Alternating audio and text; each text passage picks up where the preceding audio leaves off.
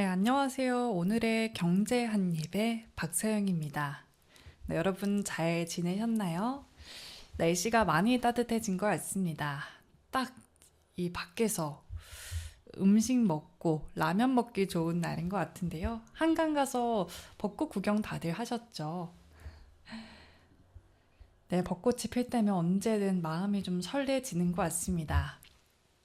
오늘은 저희가 좀 가벼운 이야기들, 경제를 좀 재밌게 배울 수 있는 그런 이야기들만 다루려고 해요.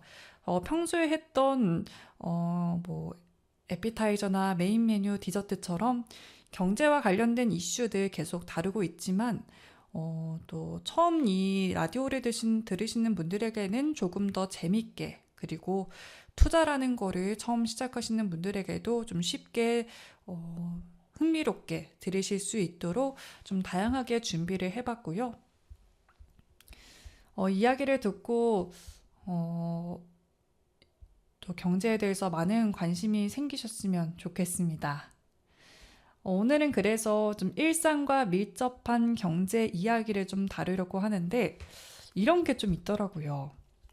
이 삼성 코덱스 ETF에서 현재 이벤트를 하고 있는데 ETF MBTI 테스트 이런 게 있더라고요. 간단한 테스트로 ETF MBTI를 파악하고 나에게 맞는 투자가 뭔지 좀 알려주는 것 같은데요. 여러분들도 제가 지금 이거를 다 말씀을 드릴 수가 없어서 여러분들도 하시고 싶으시다면은 삼성 코덱스 ETF라는 이 홈페이지에 들어가셔가지고 ETF MBTI 테스트 검색해 보시면은 똑같이 참여하실 수가 있을 것 같습니다. 제가 뭐 삼성에게 따로 뭐 광고를 받은 건 아니고요. 보다가 여러분들도 좀 재밌게 참여하실 수 있을 것 같아서 가지고 와봤고, 오늘 제가 이거를 직접 한번 해보면서 말로 좀 설명을 드리고, 제 거를 위주로 좀 들으시면서 여러분들은 좀 어떤 스타일이실지 한번 생각해 보시면 좋을 것 같습니다. 자, 그러면 이렇게 홈페이지에 들어가면 테스트 시작을 하면은 총 5가지의 굉장히 간략한 질문으로 구성이 되어 있는데, 네, 첫 번째 질문은 이런 거네요. 현재 연금 계좌에서 투자를 하고 있습니까? 저는 연금 계좌에서는 투자를 안 하고 있습니다. 그래서 안 하고 있습니다를 선택을 하면은 두 번째 질문이 나오는데요. 분산 투자보다는 레버리지나 인버스 상품을 통한 투자를 선호하시나요? 이거는 레버리지나 인버스 모르시는 분들도 있으실 것 같은데, 그 주식을 하다 보면은 2배, 뭐 3배 상품이 있습니다. 그 상품을 듣기 위해서는 이게 굉장히 좀 그냥 저희가 주식 종목 사는 것보다는 고위험의 상품이기 때문에 무슨 교육을 또 따로 들어야 되더라고요. 인버스 상품도 그런지는 모르겠는데 레버리지는 좀 그랬던 것 같습니다. 그래서 저는 이거 실제로 그냥 궁금해가지고 교육까지 들어볼까 했는데 이게 굉장히 좀 복잡하더라고요. 그렇기도 하고 좀 투자를 해야 될 때 그 넣어야 되는 금액 단위가 좀 컸었던 것 같습니다. 그래서 하지 않았고 저는 분산 투자를 선호하고 있으니까 분산 투자보다 레버리지나 인버스를 선호하시나요에는 아니요, 선호하지 않습니다를 선택을 해보겠습니다. 자, 그렇게 되면은 세 번째 질문. 이것도 재밌네요. 국내 주식보다는 미국 주식에 대한 투자를 더 선호하시나요? 라고 나오는데요. 여러분들은 어떠신가요? 국내 주식, 미국 주식 둘 다 하고 계신가요? 둘 다 하시는 분들은, 잠은 언제 주무시나요? 저는 국내 주식 위주로 하고 있고요. 미국 주식도 솔직히 주식 투자하시는 분들은 한 번쯤 해보셨을 것 같아요. 미국 장이 더 좋았을 때도 있고, 뭐 미국 S&P 500이나 나스닥 뭐 계속 좋았을 때도 있고, 한때 엔비디아가 엄청 올랐을 때가 있잖아요. 작년이었던 것 같은데. 그때 좀 많이들 하셨을 것 같은데, 요즘은 장이 안 좋아가지고 많이 나오셨을 것 같습니다. 최근에 코스피 5천 넘어갔을 때, 막 그때 너무 막 코스피 계속 올라가니까 미국 장보다 국장이 더 좋은 것 같다. 이런 의견도 있더라고요. 근데 뭐 그 주식 잘 모르시는 분들에게 기본만 좀 말씀을 드리자면 미국 주식은 그 상한가가 없습니다. 제한이 없어요. 하루에 어느 정도 올라야 되지? 그 제한이 없어가지고 엄청나게 막 미친 듯이 몇백 퍼센트 이렇게 오르는 종목도 있고요. 국내 주식은 상한가, 하한가가 있죠. 위아래로 30%. 그러니까 아무리 하루에 많이 올라도 30%까지만 오를 수 있고, 아무리 많이 내려도 30%까지만 내릴 수가 있습니다. 그런데 가끔 가다 보면 국내 주식에도 막 50%, 70% 오르는 게 있는데, 이런 것들은 이제 신규 상장된 애들, 공모주라고 보시면 되고, 질문으로 돌아가서 국내 주식보다 미국 주식에 대한 투자를 선호하시나요? 저는 아닙니다. 국내 주식을 더 좋아합니다. 국내 주식도 하기 힘든데 어떻게 미국 주식까지 하나요? 자, 그럼 네 번째 질문으로 우리는 도착하게 되는데요.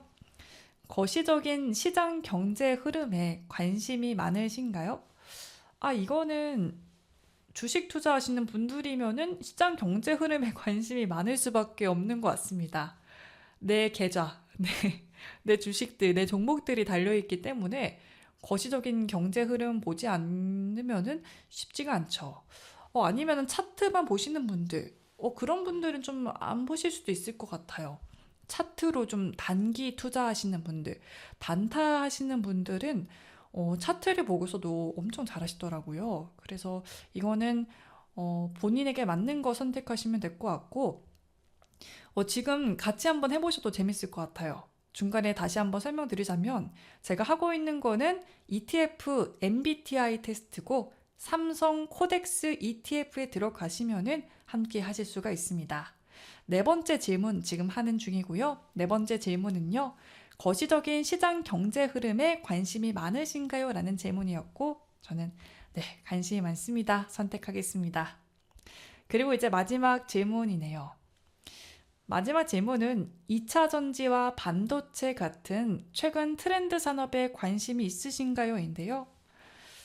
이것도 관심이 있죠. 실제로 뭐 삼성전자 담고 있고, 뭐 국민주여가지고 삼성전자 안 담으신 분도 있으실까 싶기도 한데, 그렇기 때문에 뭐 2차 전지 반도체, 사실 시장 경제 흐름이 좀 요즘 AI 위주로 흘러가기 때문에 반도체 안 찾아볼 수가 없을 것 같습니다. 뭐 젠슨황 우리 젠 사장님, 황 사장님이 어떤 이야기를 하시는지 좀 봐야 되고, 2차 전지 쪽으로도 요새 뭐 ESS 등 뭐 다양하게 이야기 많이, 양극재, 음극재 다 이야기 많이 나오고 있어가지고 이 트렌드를 쫓아가야 우리가 또 주식을 할 수 있기 때문에 주식 좀 좋아하시는 분들은 트렌드 산업에 관심 많으실 것 같습니다. 또 굉장히 빠르게 변하는 게 주식 시장인데, 요즘에는 또 광통신이라고 AI와 관련돼서 젠스당 CEO도 이 광통신에 대해서 이야기를 했기 때문에 광통신 위주로 좀 많이 수급이 몰렸던 것 같고, 또 전쟁 나면은 특히나 특징주, 테마주 엄청 빠르게 움직입니다. 뭐 전쟁 나면 재생에너지 쪽으로 요새는 또 에너지 패러다임이 원래는 원유 중심이었다면, 이제는 이 호르무즈 해협, 이 중동 원유 갖고 이러는 거 너무 지치고 힘들어. 그래가지고 에너지 패러다임이 이제는 원유에서 신재생 에너지 쪽으로 좀 바뀌고 있는 것 같습니다. 그래서 최근 들어서 태양광, 풍력 이런 거 엄청 많이 올랐거든요. 네, 자꾸 딴길로 새는데 마지막 질문. 2차 전지, 반도체 같은 최근 트렌드 산업에 관심이 있으신가요? 네, 관심 있습니다. 라고 선택까지 했더니 이제 제 타입이 뭔지 열심히 진단하고 있는데요. 부끄럽지만 여러분들에게 예시를 좀 보여드리기 위해서 제 MBTI 결과, ETF MBTI 결과 좀 공개해드리자면, 저는 성장 테마형이라고 하네요. 성장 가능성이 높은 산업에 관심이 많고 미래의 가치가 높아질 테마를 알고 싶어라는 성장 테마형이라고 합니다. 그리고 하나 더 있는데요. 경제 분석형이라고 해요. 언제나 경제 상황에 주목해서 다양한 투자 소식을 보고 싶어하는 프로 분석러라고 합니다. 좀 높게 높게 평가를 해준 것 같은데, 나름 성장도 하고 싶고 경제 분석하려고 하는 거 맞는 것 같습니다. 그리고 이 밑에 보시면은 자신의 유형이 나오고 내가 좀 관심 있게 가질 만한 테마까지 추천을 해주네요. 제가 관심 있게 가질 거라고 생각하는 테마가 배터리, 2차 전지 쪽, 그리고 반도체, 그리고 로봇 테마, 휴머노이드와 관련된 로봇 테마, 그리고 메타버스까지 추천을 해줬네요. 메타버스는 되게 의외인데, 궁금하네요. 메타버스 테마는 어떤 게 있을지. 네, 이렇게 해가지고, 만약에 여러분들도 하시게 된다면은 비슷한 게 나올 것 같기도 하고, 아니면 완전히 다른 게 좀 나올 것 같기도 하네요. 여러분들은 어떤 테마, 어떤 유형이신지 궁금하기 때문에 한번 참여해 보셔도 좋을 것 같고요. 그리고 좀, 이렇게 참여하시기 어렵다, 조금 어렵다 하시는 분들도 재밌게 좀 하실 수 있게, 본인 혹시 MBTI 알고 계시나요? MBTI 16가지 유형으로 분석이 되는 건데, 뭐, 너 E야? 아니면 I야? 이런 거 많이 들어보셨을 것 같아요. 그리고 뭐, T와 관련된 재밌는 뭐 이야기도 있고, 약간 욕설이 포함된 내용이라서 제가 말은 못하겠지만, TF와 관련된 뭐 유행어도 있었고, 그 MBTI 혹시 본인 거 알고 계시면은 그 MBTI별로 투자를 어떻게 하는지 정말 크게 분류해서 네 가지 유형으로 나눈 게 있거든요.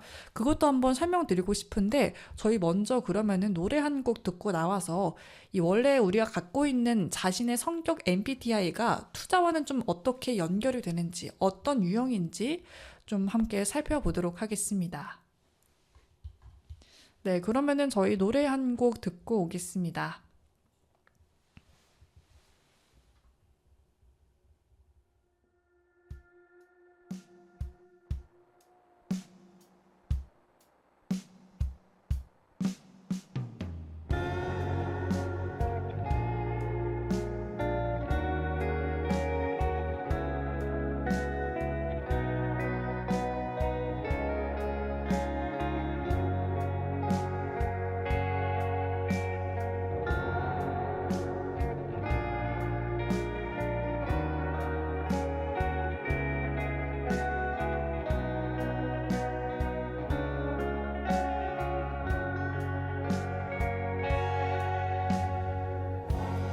You're my everything, my everything, my everything.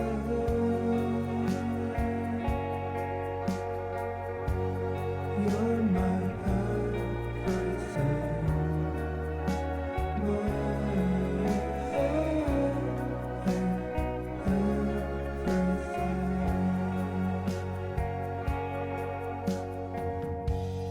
비가 내리는 날은 우리 방 안에 누워 아무 말이 없고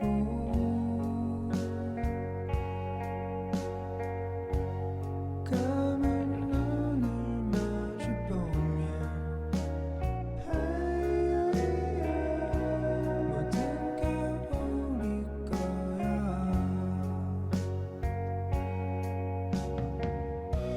조금 her숙한 얼굴로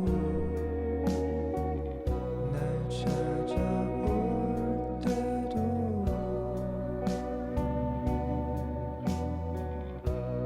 가끔 발칙한 얘기로 날 놀래킬 때도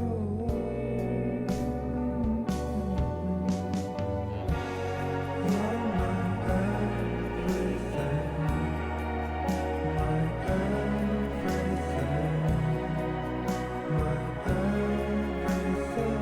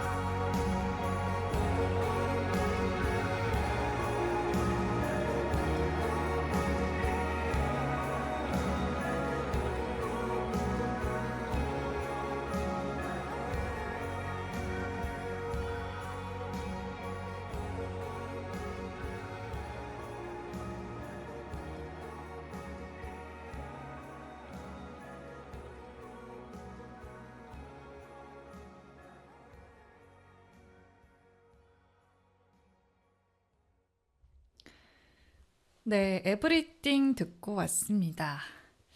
네, 저희 지금 경제 한입, 오늘의 경제 한입 함께하고 계시는데요. 오늘은 조금 가볍고 재밌는 이야기 나누고 있습니다. 앞서 자신의 투자 스타일을 MBTI와 연관 지어서 알아보는 시간을 가졌고요. ETF와 관련된 이야기였고, 제 유형을 위주로 여러분들께 설명을 드렸는데, 전 너무 재밌는 것 같아요. 여러분들과 늘 좀 어려운 이야기들, 사실 요새 증시도 안 좋고 전쟁 때문에 상황도 안 좋다 보니까 어쩔 수 없이 좀 심각한 문제들, 물가가 너무 올랐어요. 아니면은 기름값이 너무 올랐어요. 이런 것만 다루다가 진짜 좀 이런 거 다루니까 너무 재밌네요. 우리 증시도 좀 회복이 되면은 그런 진지한 이야기도 좀 재밌을 것 같아요. 얼른 빨리 전쟁 멈춰가지고 여러분들과도 즐거운 이야기 나눌 수 있으면 좋겠습니다. 자, 그러면은 아까 테스트 한번 해봤는데 지금 이 테스트 하기 좀 어렵다, 귀찮다 하시는 분들에게는 쉽게 자신의 MBTI 갖고 어떤 유형인지 알아볼 수 있는 것도 준비를 해봤습니다. 근데 이거는 네 가지 유형을 크게 분류한 거기 때문에 틀리더라도 혹은 다 똑같은 말 아니야? 라고 생각이 들어도 그냥 재미로 봐주시면 좋을 것 같습니다. 자, 그러면 MBTI 나는 중간이 NT로 시작이 된다 하시는 분 잘 들으시면 좋을 것 같습니다. 네, INTJ, INTP, ENTJ, ENTP 분들 관련된 이야기고요. 이 네 분들 분석가형이라고 하네요. 이분들은 꼼꼼해가지고 결정을 내리기 전에 옵션을 연구하고 비교하는 데 시간을 투자한다고 하는데요. 명확한 저축 목표와 이를 달성하기 위한 계획을 가지고 있을 가능성도 높다라고 합니다. INTJ, INTP, ENTJ, ENTP 분들은 분석가형, 그럴 것 같아요. 제 주변에 여기 네 가지에 속한 분들 많은데 굉장히 명확하고 계산적이고 꼼꼼하고 이러신 분들 많거든요. 그렇기 때문에 자기만의 저축 목표랑 투자 계획들, 이런 계획들 되게 장기적으로 세우시는 분들도 많더라고요. 그래서 이분들은 분석가형이다 라고 의견이 나왔고, 자, 그 다음에는 중간이 NF로 시작되는 분들이 좀 많이 해당되는 거네요. INFJ, INFP, ENFJ, NFP, ENFP까지입니다. 좀 헷갈리시니까 다시 한번 말씀드릴게요. INFJ, INFP, ENFJ, ENFP 이 네 분들은 외교관형이라고 하네요. 재정적인 부보다는 의미 있는 추구에 더 관심을 갖는 이상주의자라고 하는데요. 개인 지출에 대한 명확한 가이드라인이 항상 있는 거는 아니라고 합니다. 이거 재밌네요. 저 주변에 MFP 많은데 비슷한 것 같기도 해요. 제 주변만 그런 건지는 모르겠는데 개인 지출에 대한 명확한 가이드라인이 항상 있는 건 아니다. 그리고 재정적인 부보다는 조금 의미 있는 추구에 관심을 갖는 이상주의자이기 때문에 외교관 형의로 나온 것 같고, 여러분 주변은 좀 어떠신가요? 아니면 좀 이런 유형에 속하신 분들도 있으실까요? 어떤지 궁금하네요. 네, 그리고 다음에는 중간이 SF 혹은 ST에 연결된 분들은 관심 있게 들으시면 될 것 같고, ISFJ, ISTJ, ESFJ, ESTJ에 관련된 분들입니다. 이분들은 수호자형이라고 나오고 있네요. 저도 이 네 가지 유형 중에 하나여서 저도 수호자형에 해당하는 것 같습니다. ISFJ, ISTJ, ESFJ, ESTJ 분들은 수호자형의 투자자로서 돈을 필수품으로 봐서 매우 신중하다라고 해요. 지출을 신중히 고려하고 보수적이고 실용적이며 예산을 준수하는 경향이 있습니다. 저 이거 너무 잘 맞는 것 같은데?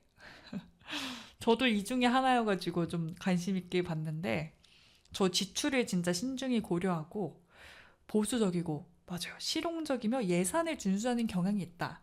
이게 정말 저로서 증명이 되는 게, 저는 아직까지도 신용카드를 쓰지 않습니다.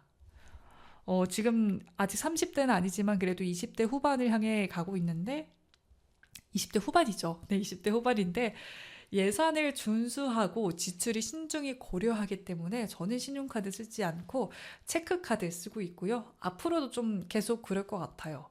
왜냐면은 잔액이 좀 얼마 남았는지 내가 얼마 썼는지 이걸 보면서 좀 쓰고 싶고 그리고 너무 신용카드 쓰면은 많이 쓸 것 같아요. 막 할부도 긋고 그럴 것 같아가지고 네, 수호자형에 대한 설명이었고요. 마지막이네요. ISFP, ISTP, ESFP, ESTP 이 네 분들은 탐험가형입니다. ISFP, ISTP, ESFP, ESTP 분들은 모험과 새로운 경험을 즐기면서 여행, 엔터테인먼트, 취미에 더 많이 지출한다고 하네요. 관심사를 추구하기 위해서는 피로를 또 희생할 수 있다고 합니다. 이분들은 여행, 엔터테인먼트, 취미 많이 하시나요? 궁금한데요? 그렇다 이렇게 보면은 지금 분석가형, 외교관형, 수호자형, 탐험가형 이렇게 네 가지가 나왔는데 지금 주식 투자하고 좀 적극적으로 하고 있다라고 예상이 되는 유형들은 분석가랑 수호자형이시거든요. 이게 실제로도 맞는지 그게 전 좀 궁금합니다. 저는 일단 수호자형에 향해서 맞는 것 같고 저희 청취자분들 중에서도 분석가형이 좀 많으신지도 궁금하고 그러네요. 뭐 재미로 보는 거니까 맞으면 뭐 재밌는 거고 아니면 에이 아니고 마는 거고 그런 거겠죠. 네, 이렇게 MBTI로 좀 재밌게 투자 유형까지 살펴봤고 어때요? 좀 투자 재밌어지는 것 같지 않나요? 저와 함께 투자에 대해서 흥미 생기셨으면 좋을 것 같습니다. 매일 또 어려운 이야기만 하는 건 아니거든요. 재밌습니다, 투자. 저희 그러면은 투자하면 또 빼놓을 수 없는 거, 유명 투자자들의 좀 원칙을 배워보는 시간을 가지려고 하는데요. 투자 안 하시는 분들도 세계에서 가장 유명한 투자가 하면은 이 사람 떠오를 수밖에 없겠죠. 워렌 버핏. 이 사람 이분의 명언 중에 좀 하나 가져왔고 또 이 외에도 유명한 투자자분들이 했던 명언이나 좀 어떻게 투자를 하는지 투자 철학과 포트폴리오도 엿볼 수 있습니다. 네, 포트폴리오까지 함께 엿보면서 어떻게 투자를 하고 이 거장들은 어떻게 어디에 투자를 하고 있을까 살펴보도록 하겠습니다. 첫 번째 워런 버핏입니다. 네, 워런 버핏의 투자 철학은 좋은 회사를 싸게 사서 오래 보유하라인데요. 이것도 굉장히 유명한 또 투자 명언이기도 하죠. 굉장히 오래 보유하는 걸로도 유명하고 좋은 회사를 싸게 사는 걸로도 유명한데 핵심 키워드는 가치 투자와 장기 보유입니다. 정말 오랫동안 보유하세요. 저는 여러분들 어떠신지 모르겠지만 저는 오래 보유하고 있는 성격은 못 되는 것 같습니다. 좀 성격이 급한 편이라서 빨리빨리 팔아버리는 것 같은데 제가 그래서 성공을 못했나 봐요. 워런 버핏은 장기 보유와 가치 투자를 중심적으로 하고 있고요. 네, 가장 궁금해하실 포트폴리오 2025년 기준이라는 거 주의해 주시면 좋을 것 같고 비중의 약 40%를 들고 있는 게 있었는데 어떤 건지 감이 오시나요? 40%. 와, 바로 애플입니다.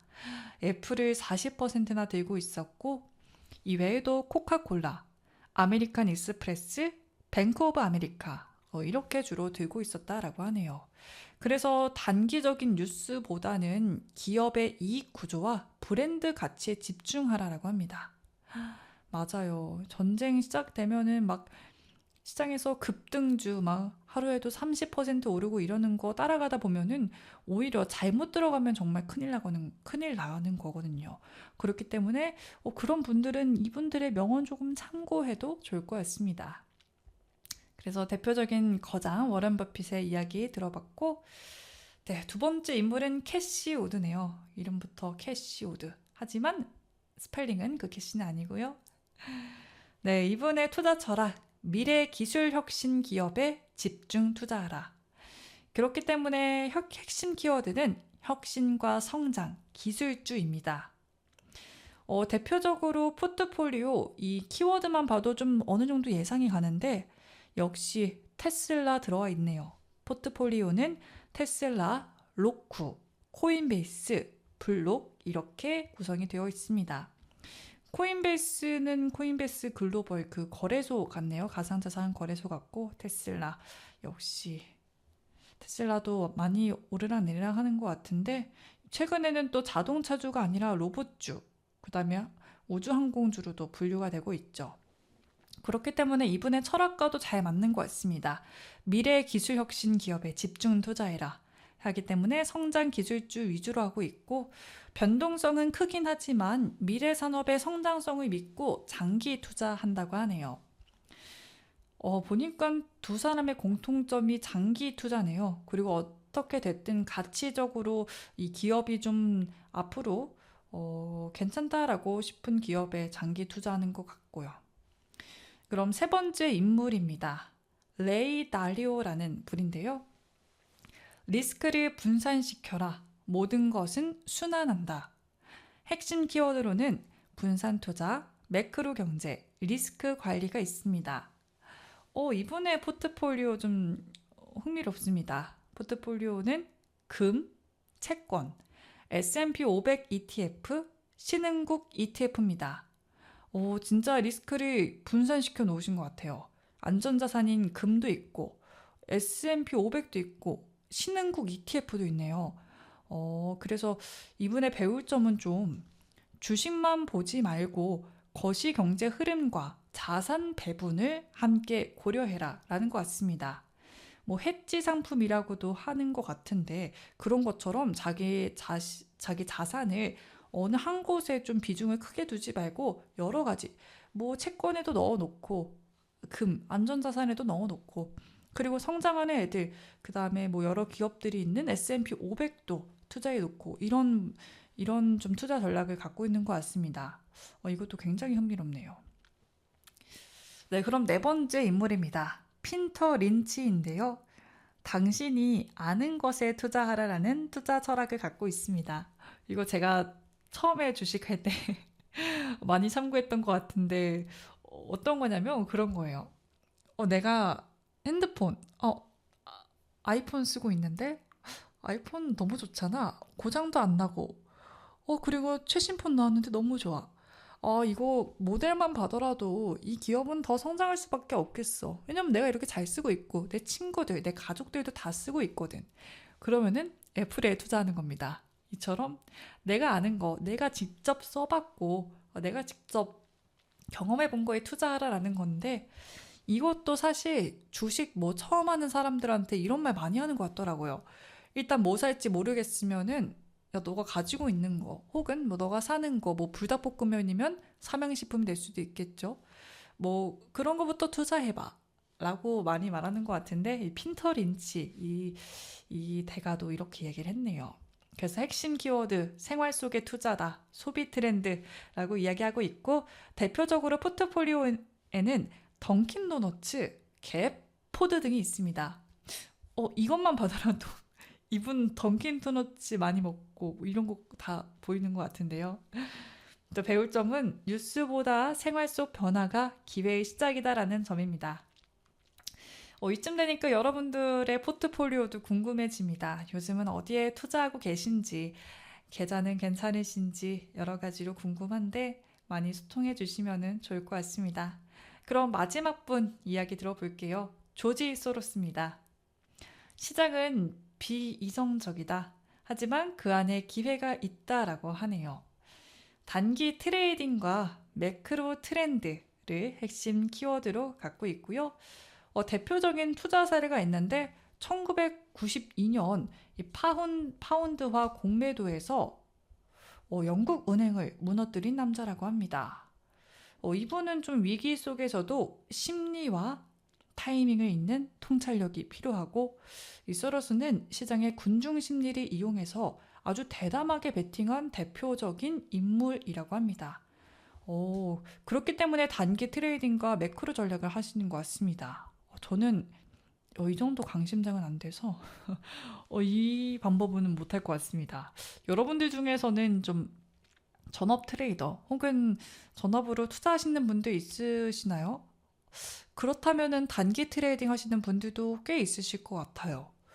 보면은 단기 트레이딩 하시는 분들 책상에 컴퓨터가 정말 몇 대씩 있더라고요. 저는 그런 것도 좀 궁금해요. 네, 이렇게 해서 5분, 대가들 5분 유명 투자자들의 한번 철학과 함께 포트폴리오 살짝 엿보는 시간 가져봤고요. 네, 저희 또 집중하는 시간 가졌으니까 노래 들으면서 한번 이렇게 머리 식히는 시간 가지도록 하겠습니다. 네, 노래 하나 듣고 오겠습니다.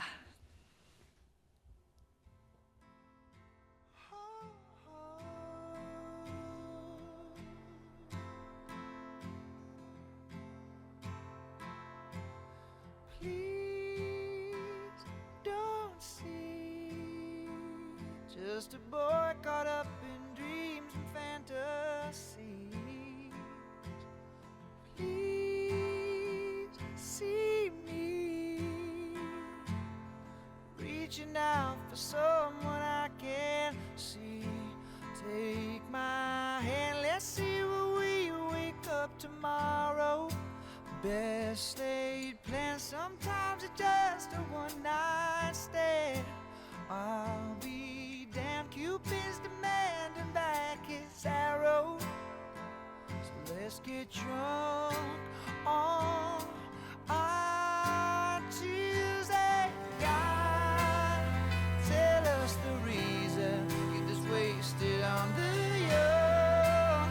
It's hunting season and the lambs are on the road, searching for meaning.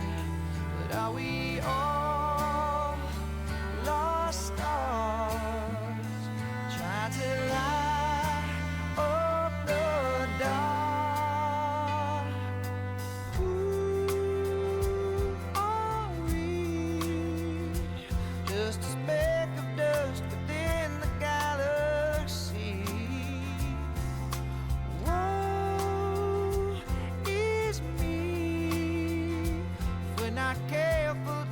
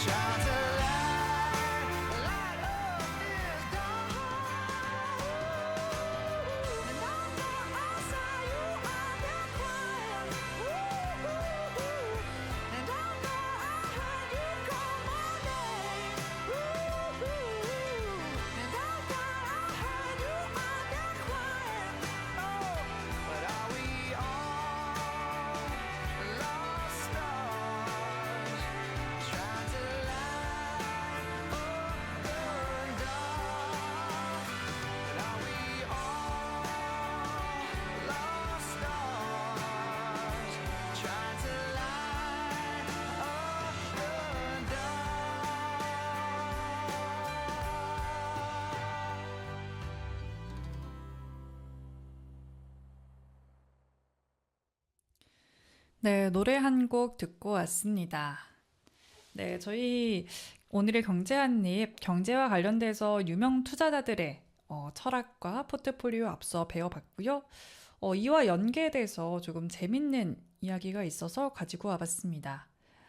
제가 가지고 온 이야기는 이 네이버 브런치를 참고를 했고, 모빈 사이드님의 글이었고요. 또 2025년 글이라는 점 참고해 주시면 좋을 것 같습니다. 자, 어떤 글이냐? 워렌 버핏과 손정희를 비교한 글인데요. 둘의 투자가 좀 어떤지, 어떤 방식으로 투자했고, 어떤 공통점과 차이점이 있는지, 그걸 비교해 본 글입니다. 워렌 버핏은 앞서 살펴봤고, 손정희 회장님은 아실 것 같지만 소프트뱅크 회장이죠. 네, 먼저 그러면은 워렌 버핏. 자, 투자를 잘 모르는 사람도 한 번쯤은 들어본 정말 전설적인 인물이죠. 이 워렌 버핏은 이해 가능한 사업에만 투자한다라는 원칙으로 아주 유명한 투자자이기도 합니다. 실제로 닷컴버블 절정기였던 1999년 시장이 인터넷 기업에 열광을 했었는데요. 그때도 이 워렌 버핏은 발을 들이지가 않았습니다. 당시에 시대에 뒤떨어진 고집으로 보이기도 했지만 버블 붕괴 후 그의 판단이 옳았다는 게 입증이 되기도 했죠. 물론 그의 신념으로 기회를 놓친 경우도 있었습니다. 2010년대 구글과 아마존의 폭발적인 성장을 보면서도 워렌 버핏은 비즈니스 모델을 이해하지 못하겠다라는 이유로 투자를 피했다라고 하네요. 이는 그 스스로도 큰 실수였다고 인정하기도 했는데 그런 이 워렌 버핏이 최근 은퇴와 함께 아주 놀라운 결정을 내렸습니다. 대표적인 기술주로 꼽히는 알파벳에 43억 달러를 투자한 건데요. 이번 투자는 또 그동안 워렌 버핏이 기술 기업에 소극적이었기 때문에 이례적인 움직임으로도 평가를 받고 있습니다. 그렇다고 이 선택이 원칙을 벗어나지는 않는데요. 구글은 실제로 검색 광고로 막대한 이익을 내고 있고 클라우드와 유튜브 등 다양한 현금 창출원을 갖추고 있습니다. 이를 두고 버핏은 구글의 광고 사업 모델인 자사 보험 회사의 고객 모집 모델과 유사해서 이제는 이해할 수 있다라며 언급하고 투자 이유를 밝히기도 했습니다. 아무래도 중요한 건 타이밍이겠죠. 버핏은 AI 거품 논란인 한참인 지금 누구보다 거품을 경계하면서 현금을 사상 최대로 쌓아두면서 알파벳만큼은 또 사들였습니다. 이는 거품 속에서도 진짜 가치는 존재한다는 판단, 그리고 자신은 그걸 알아봤다는 신호로 해석을 할 수 있습니다. 저는 이 뚝심이 진짜 멋있는 것 같아요. 사실 투자하다 보면은 나는 그렇게 A라고 생각하지만 모든 사람이 B라고 생각하면은 그런가? 하고 이게 약간 B로 넘어가게 되거든요. 뭐 코스피도 5천 넘어서 6천 갈 거다 막 이러면은 진짜 갈 것 같고 뭐 이래가지고 좀 나도 모르게 흔들리게 됐고 나만의 투자 스타일을 좀 버리고 남을 따라가는 투자를 따라가게 되는 것 같은데 워렌 버핏은 정말 자신만의 신념이 확고한 것 같습니다. 그 덕분에 좀 정말 투자를 잘 하기도 하고 이 정도 돼야 거장이 되는 건가 싶기도 해요. 그리고 이제 소프트뱅크 회장 손정희 회장은 버핏에 뭐 43억 달러 투자했던 게 큰 금액이긴 하지만 그 워렌 버핏이 운영했던 버크셔 해서웨이 전체 주식 포트폴리오 기준으로는 1.6%에 불과한데 하지만 손정희 회장은 다릅니다. 소프트뱅크는 전체 보유 주식의 약 23%를 차지하던 엔비디아 지분 전량을 매각했고 이를 통해서 58억 달러의 채권 발행과 대출까지 더해서 오픈 AI에 총 225억 달러를 추가 투자하겠다라고 밝힌 건데요. 정말 말 그대로 올인이네요, 올인. 버핏의 43억 달러도 정말 큰 금액이었는데 손정희 회장은 다릅니다. 225억 달러. 여기에 이게 채권 발행과 대출까지 더한 금액이에요. 와, 정말 올인한 스타일인데 이런 과감함이 좀 손정희 회장 특유의 스타일인 것 같습니다. 그는 미래의 비전에 대한 선제적 베팅으로 알리바바의 2천만 달러를 투자해서 580억 달러로 키워낸 전설적인 사례를 만들었고, 반대로 위워크의 파산으로 110억 달러에 달하는 손실을 감수하기도 했습니다. 이른바 좀 뭐 아니면 도 같은 투자이기도 하지만 도보다는 모를 던지는 감각만큼은 여전히 높이 평가를 받고 있는 것 같습니다. 이번에 오픈 AI 투자는 그런 손정희가 다시 한번 전부를 걸고 나선 승부라고 할 수 있을 것 같습니다. 와, 이런 돈을 과감하게 투자하려면 정말 어떤 판단이 있어야 하는 걸까요? 저는 여러분들은 좀 자산의 몇 퍼센트를 투자하는지, 올인하는 편이신지 아니면 안정적으로 하시는지 궁금합니다. 저는 안정적으로 하는 편인 것 같아요.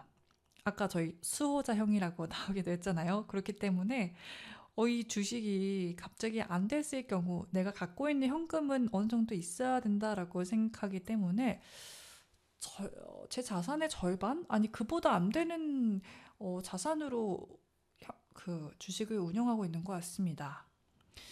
또 뭐 사실 조금 공격적으로 나를 믿고 공격적으로 해야 아무래도 수익률 몇 퍼센트가 중요하기보다는 우리가 얼마를 벌어들였냐가 중요하잖아요.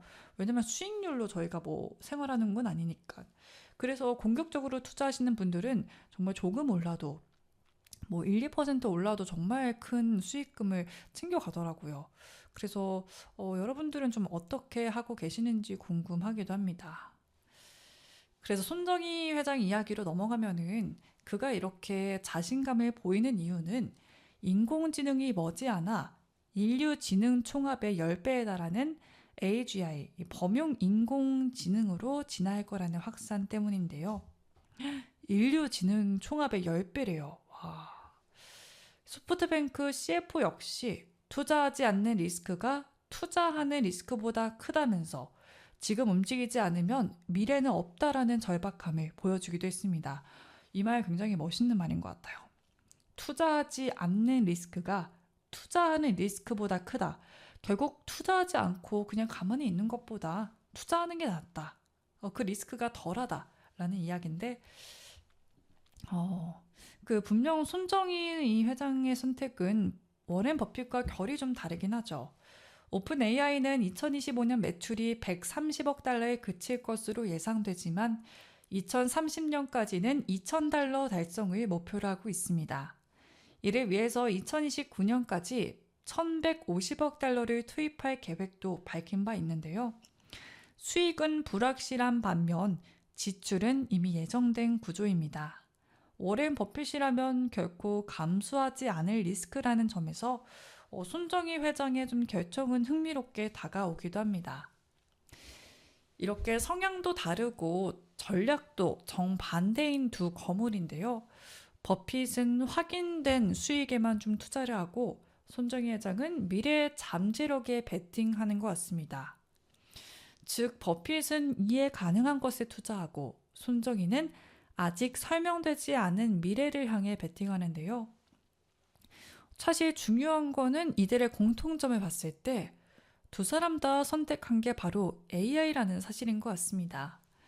역시 AI는 워렌 버핏이 선택한 현재이자 손정희가 선택한 미래인 것 같은데요. 뭐 더 흥미로운 건 두 사람이 모두 과거에 AI 기회를 놓쳤던 경험이 있다라는 겁니다. 버핏은 구글과 아마존을 지나쳤고 손정희는 엔비디아를 또 너무 빨리 팔아치웠죠. 그 실패의 교훈이 이번 결정을 이끌었다라는 점에서 이 선택이 좀 단순한 그냥 추종이 아니라 자신의 투자에 대한 반성과 확신에서 비롯된 행보라고 볼 수 있을 것 같은데요. 사실 AI 거품에 대한 이야기 많이 나오고 있습니다. 엔비디아가 정말 엄청 높게 치솟던 그때를 뒤로 하고 이제는 조금 지지부진한 모습 보이고 있는데요. 그렇기 때문에 AI가 지금 뭐 진짜 엄청난 수익을 내고 있는 것도 아니고 미래를 바라보고 있는 기업이기 때문에 AI에 대해서 거품이 있다라는 말 나오고 있습니다. 근데 여러분들의 생각은 좀 어떠신가요? 저는 거품은 아닐 거다라고 생각을 하거든요. 왜냐면 실제로 저희가 쓰고 있는 AI가 정말 날이 갈수록 발전하고 있고 실제로 더 많이 사용을 하고 있습니다. 요즘 릴스나 뭐 SNS 보면은 AI 활용한 거 너무 많고요. AI와 구별되지 않는 것도 많고 AI를 좋아하는 사람도 많습니다. 그렇기 때문에 AI가 발전할 수밖에 없긴 해요. 챗 GPT나 뭐 제미나이 요새 안 쓰는 사람 있을까요? 요새 뭐 학생들도 많이 쓴다고 하고 회사에서도 쓴다고 하고 뭐 코딩할 때도 쓴다고 하고 안 쓰는 곳이 없어가지고 이제는 AI가 없으면은 되게 불편한 세상이 온 것 같습니다. 워렌 버핏과 손정희 두 사람 모두 틀렸을 수도 있겠죠. 하지만 이번에는 좀 빗나가지 않지 않을까라는 예상이 되고 있고요. 미래는 좀 원래 그런 것 같습니다. 불확실하기 때문에 선택이 의미를 갖고 알 수 없기 때문에 용기가 필요한 것 같은데 아무튼 두 분의 이 투자 스타일이 다르다는 점 하지만 그 안에서는 공통점이 있다라는 점 굉장히 흥미롭고 신기한 것 같습니다. 저희 그러면은 어느 정도 시간이 또 지나가지고 노래 한 곡 들으면서 머리 식히면서 이제 마지막 코너 준비해 보도록 하겠습니다. 여러분 악동 뮤지션의 시간과 낙엽 듣고 오겠습니다.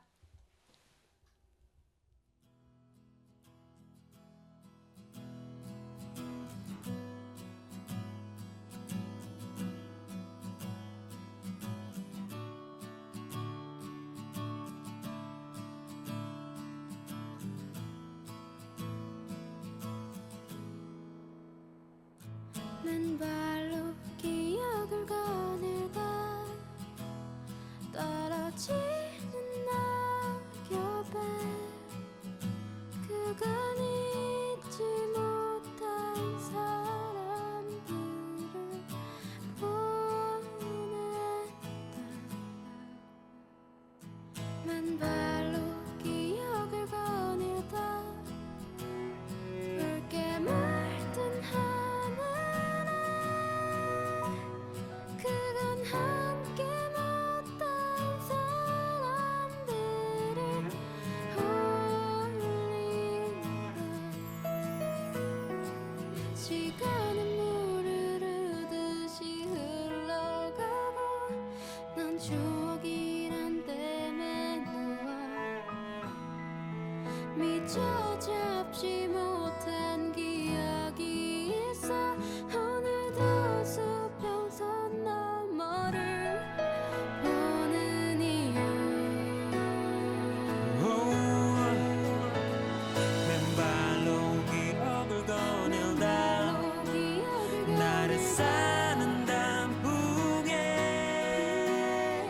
모든 걸 내어주고 살포시 기대본다 맨발로 기억을 거닐다 다 익은 가을 내 허기진 맘을 붙잡고 보니 잠이 든다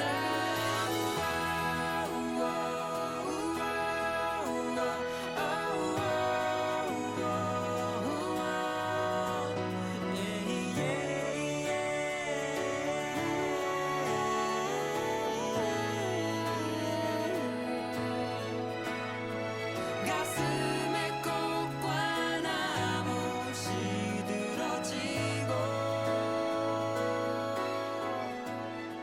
깊게 묻혀 꺼내지 못할 기억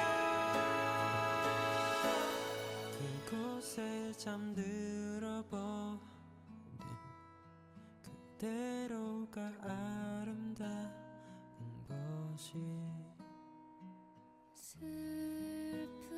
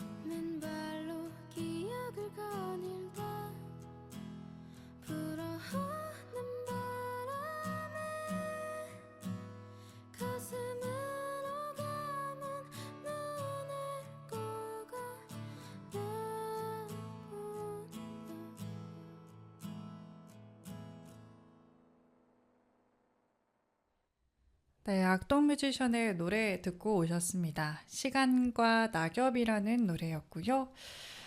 네, 저희는 또 이제 마무리를 해야겠죠. 오늘 투자에 대해서 좀 재밌고 흥미로운 이야기들 많이 나눠봤는데, 이제 한 책에 나온 이야기를 좀 들려드리려고 해요. 투자를 하시는 분들, 그리고 투자를 시작하시는 분들, 그리고 투자를 해보고 싶으신 분들께 좀 필요할 수 있는 투자의 심리학이라는 책에서 나온 명언이자 또 충언, 또 조언이기도 한데요. 시장을 이해하기 전에 나를 먼저 이해하라라고 말을 하고 있습니다. 그래서 대표적으로 한 10가지 정도 되는 조언이 있어가지고 이거 한번 짚고 오늘 마무리하겠습니다. 첫 번째, 내가 남들보다 똑똑하다는 위험한 착각.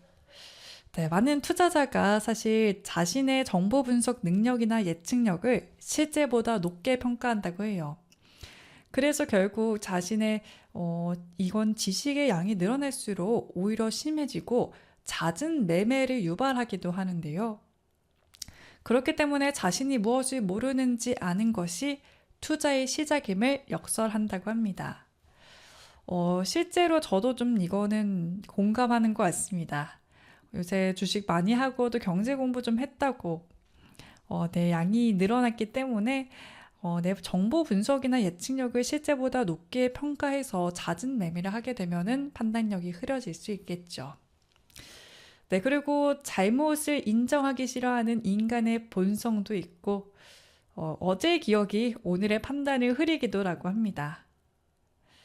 네, 투자자는 과거의 수익이나 손실 경험에 따라서 현재 위험 감수 성향을 바꾼다라고 하는데요. 이처럼 과거의 기억은 현재 냉정한 판단을 방해하는 가장 큰 장애물이기도 합니다. 네 번째는 돈마다 다른 꼬리표를 다는 습관인데요. 이 심리적인 꼬리표, 힘들게 번 월급, 우연히 얻은 배당급을 서로 다른 주머니에 관리하면서 공짜 돈이라고 생각하는 자산은 더 쉽게 낭비하게 된다고 합니다. 네, 그리고 다섯 번째는 전체 조화보다 개별 종목에 집착하는 오류. 여섯 번째, 익숙한 것을 안전하다고 믿는 착각.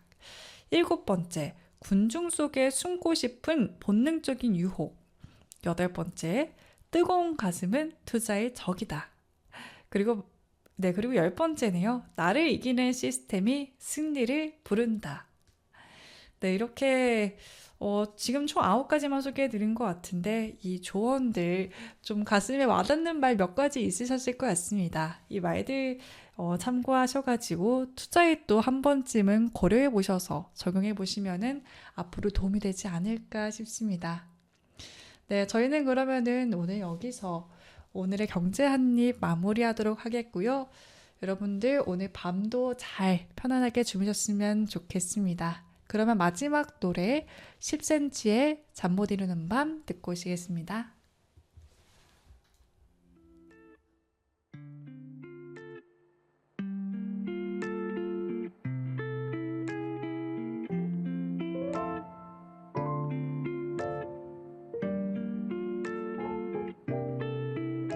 이곳의 밤은 원래 항상 건조한가요? 창밖엔 비가 오는데 나는 목이 말라요.